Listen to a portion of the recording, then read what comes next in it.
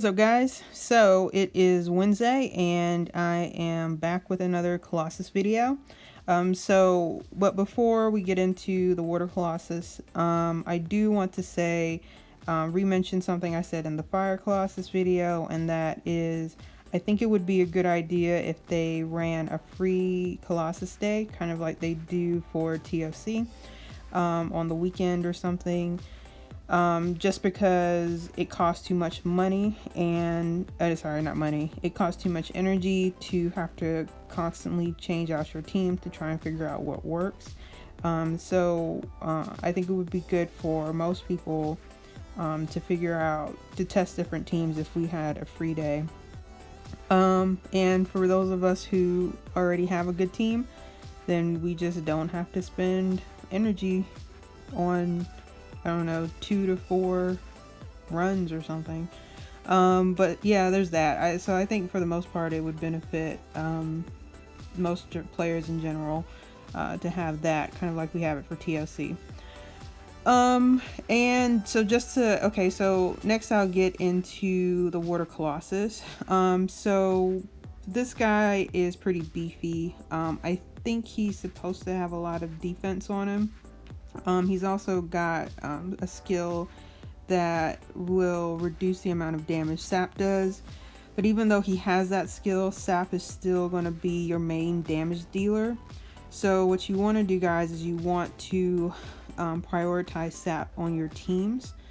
For the Sapper I chose, so I happened to build the Dark Flora when it was a Flora Exotic event. And that was because I thought I wanted to try her in GB10, but I ended up not doing that. And I already had her at Evo 3. She has two Saps, so 2 skills of Sap. So she just kind of naturally fit into this team. But you know, when they first reintroduced this Colossus event, we had the Verdes running, and so Dark Verde would also probably be a viable substitute if you have her.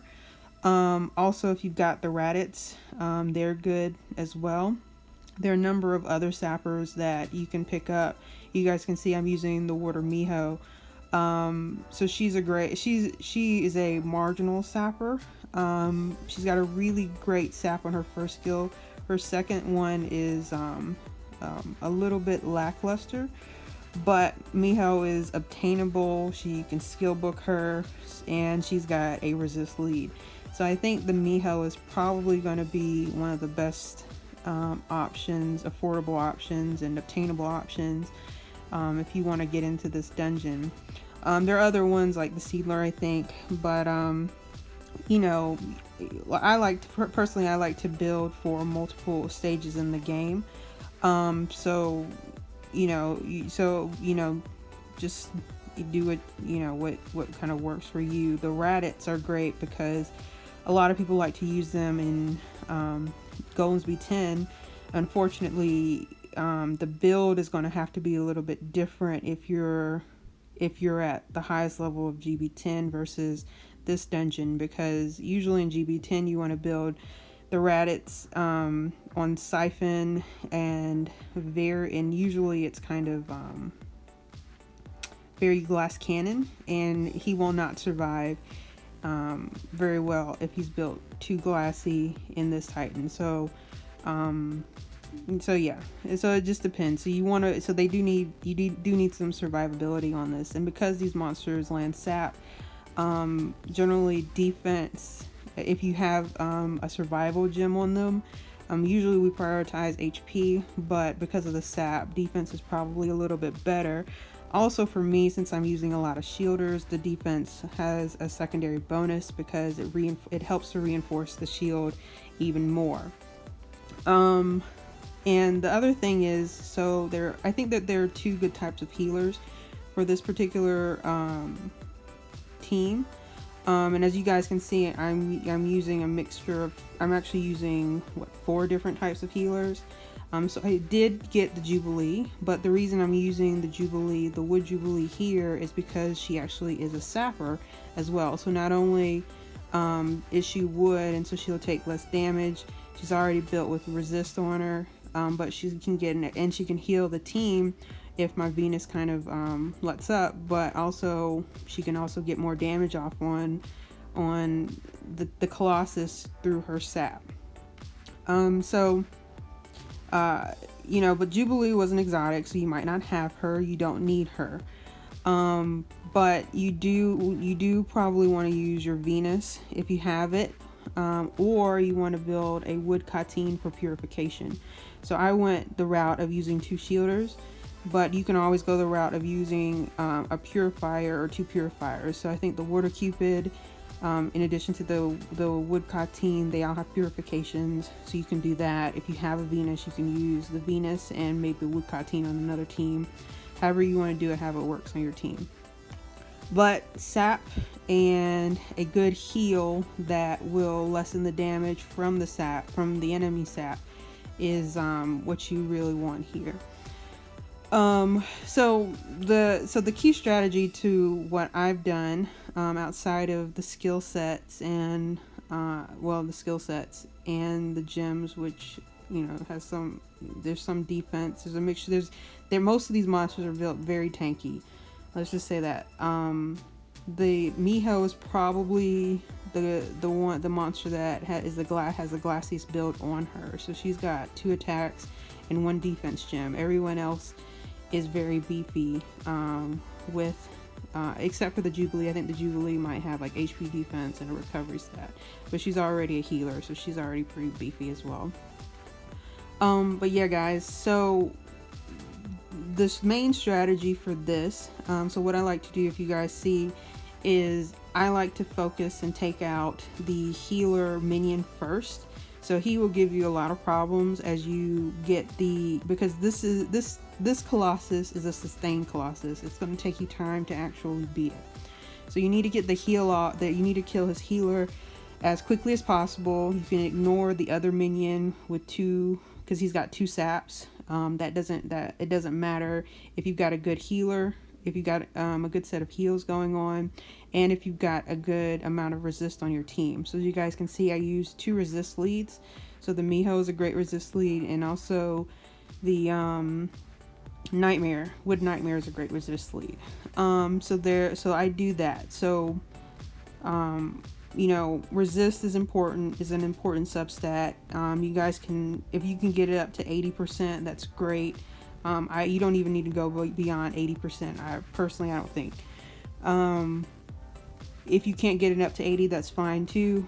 But you know, just be aware that you need as much resist as you can possibly get on your team.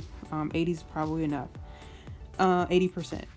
The other thing that I need to tell you guys is switching out the teams. So your first team is going to be, for me, is a heavy sap team, a heavily sustainable sap team. So I've got 3 sappers on this team. It just so happens I also have 2 healers on the team in addition to that. I think so. If you can do something like that, that's great. If you might end up having to run with either 1 less healer, because the Jubilee is not out anymore, and she's hard to get unless they decide to bring her back. So you might either need to run that as a Katyn. So you're either gonna have to choose it. You'll probably have to decide whether you want it to be a healer or if you want it to be another sapper.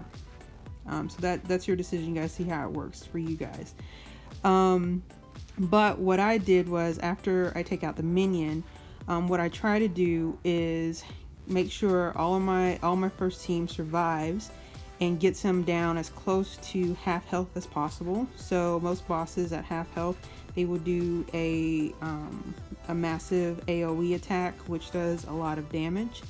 But what I want to do, because that AoE does so much damage, I want my second team, which is fairly useless, to absorb that damage. So I try to get him as close as possible to the half health, and then switch out my team so that my second team can absorb it. And now, because the second team that I have is very tanky and doesn't have as much sap on it, it would probably be better without the Leo and with another sapper. I just don't feel like building another one. or switching out some gems. But just know, guys, that whatever your main sap damage team is, you need that one to survive, so you need to be able to switch it out before he does his massive AoE attack. And then once his half health massive AoE attack is done, you swap him back out, or that last team is completely dead and it'll automatically swap him back out. The other thing is, if you want to maintain the team, your first sap damage team, you can always swap it out with the other team.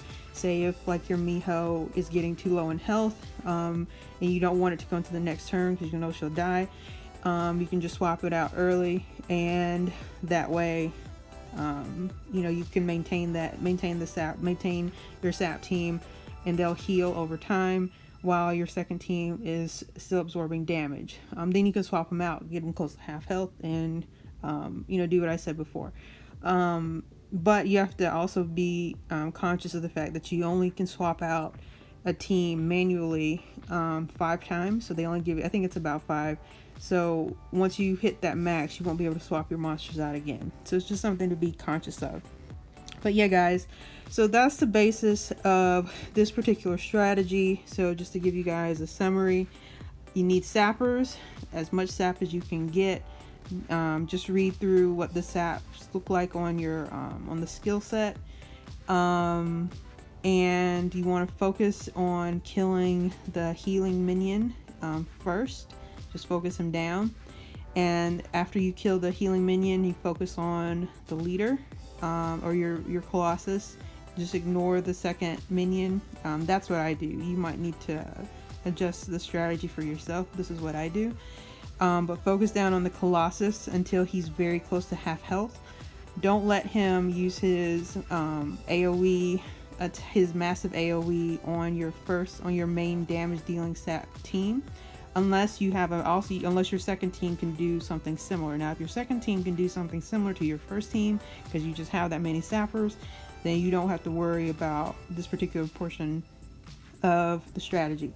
But what I did was, I just had a tank team that could absorb his damage, do a little bit of damage on their own, so that they could take the hit from his AoE attack, swap him out, and then just clean him up with my main first sapper team. And that is the strategy, guys. So I hope this video helped. If you liked the video, make sure, or if it helped, make sure you hit the like button. Subscribe to the channel if you have not subscribed. Leave me a comment, and I will see you next time.